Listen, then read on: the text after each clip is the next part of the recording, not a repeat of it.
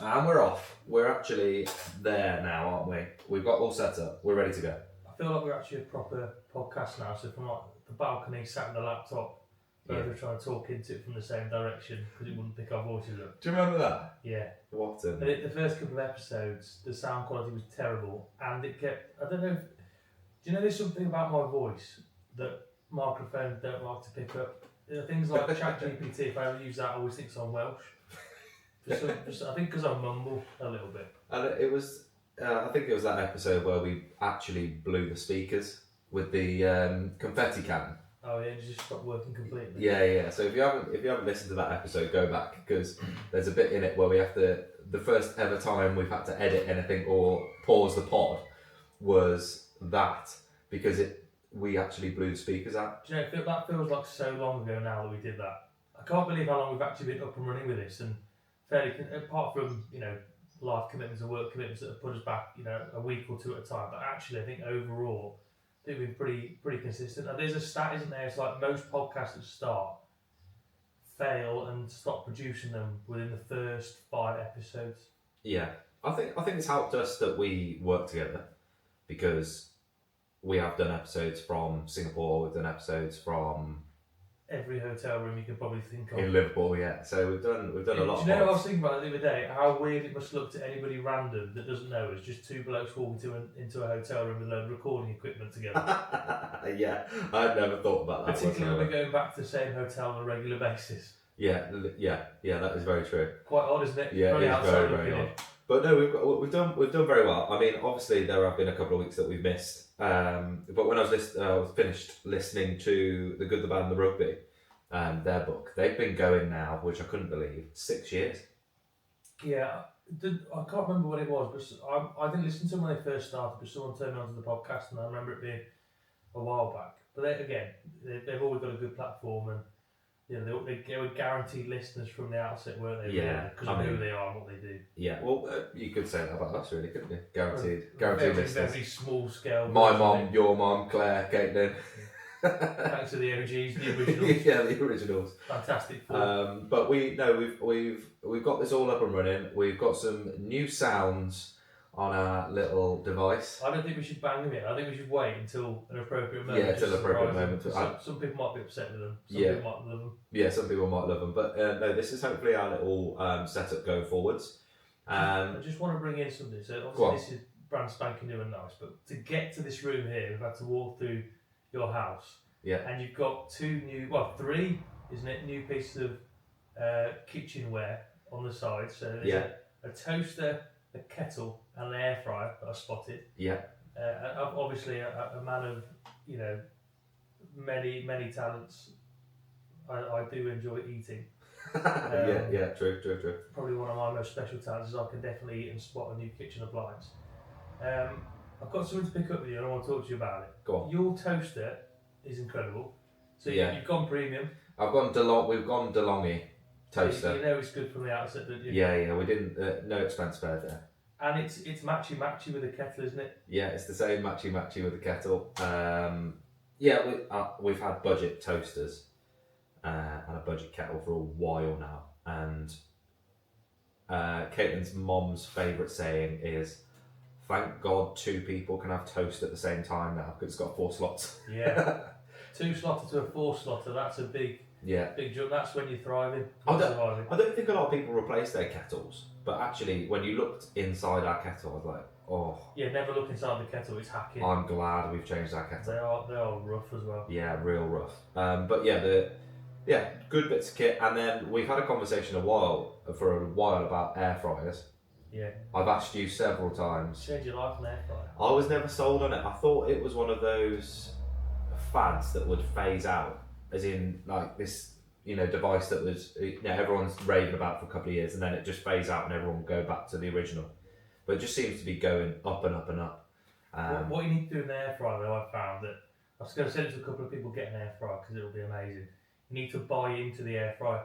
So a couple of times, what you'll end up doing, and I've ended up doing it, and is going on like TikTok and doom scrolling and getting like a load of you think are wicked recipes to then go and try.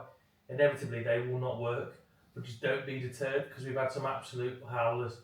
I think we tried. There was like a a cream egg inside a pastry kind of one. Of course, you We tried tried that. to do Yeah, absolutely. of course, you tried that. But it backfired massively. It was horrible. We tried to do some different kinds of wings. It just didn't work. And Yeah.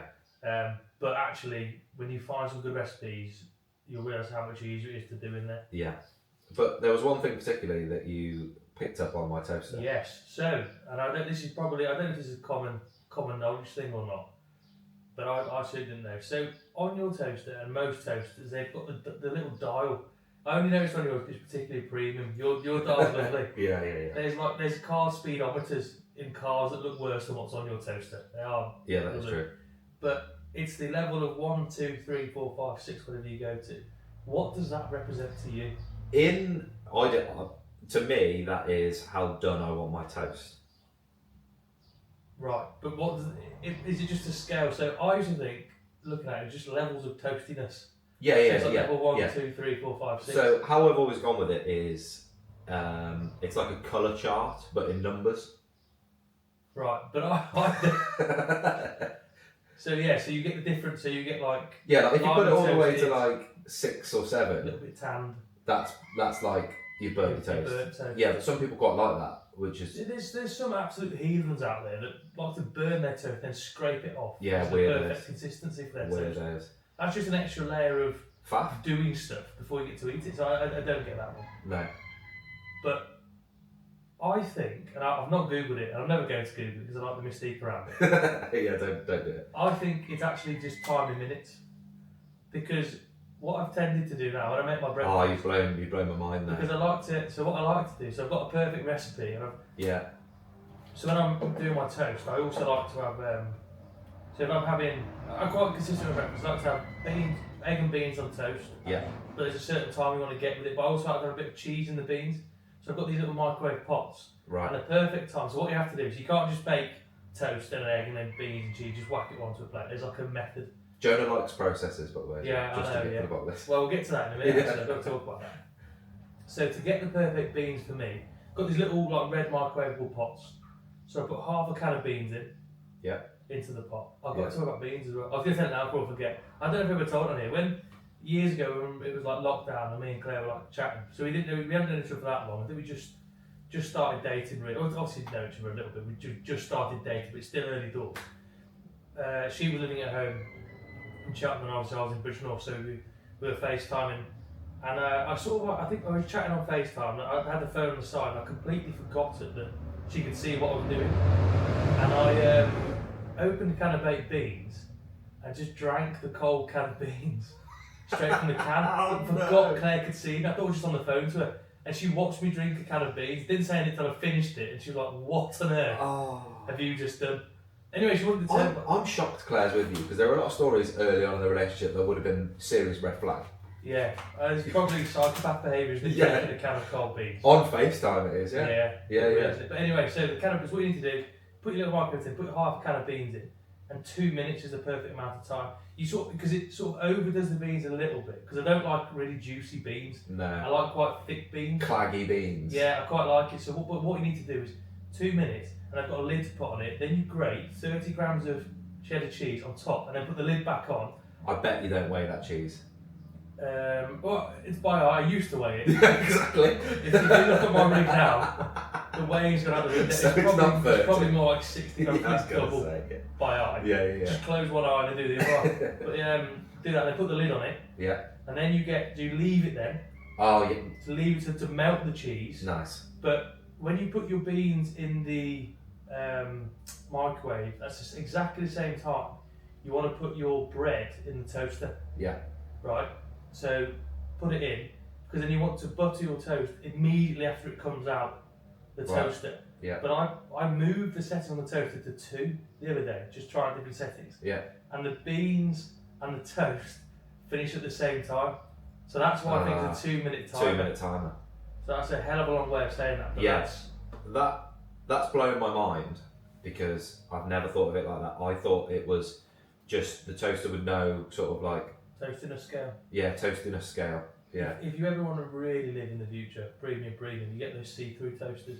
They Oh. can watch your toast being done. Oh. You've got a new bit of equipment anyway. Talking about kitchen utensils, Nige from our team I bought you we're talking about premium kitchenware. You've got something that probably I would say 85% of our listeners do not have. It's sort of real first world living. Yeah, this is up there. And I've got two of them. This is up there with you should be part of the royal family. Well, it's only because Nigel said it was one of the best gifts he's ever received in his life. That's good, isn't So I was like, it must be pretty good. And it's a butter knife. So I've never really used them, but now I've got 2 butter knives at home, and I'm telling you what, it does work, it does a job. And it is way better than using the normal butter knife. It's got this little like bull nose on the end of it, so you can like get into the corners of your butter tub, or if you're taking a bit off the pack, like square bits of salty butter, whatever, and it spreads really nicely. But the best thing about it is bought me 2 of them, so I've got one to have at home. Double spread. Yeah, but you can double spread, or what I've come to the conclusion is you get one to have at home in a drawer, and then I always travel with in my bag utensils. So I always have a spoon or a fork, because you never know when you might get a free meal. And so I always travel with a spoon and a fork in my bag. Yeah. But now I've got a butter knife, so if I need to butter something or a non-aggressive weapon, You carry a butter knife with you. I do now. I haven't brought it here today, so I haven't brought my bag here. But if I was going out and about, I always take utensils. That's a life lesson. I love that. But you do love a process. Going back to your beans and your cheese and the way you do things. We mentioned this. I think we might have mentioned it in the office this week. In the office, yeah. About how you love a list or a process or a. Where is that? I like order to stuff. I never used to be like it. My life used to be chaotic, but as I've got older, I like process stuff. It drives Claire mad, I think, but I like. It doesn't have to be.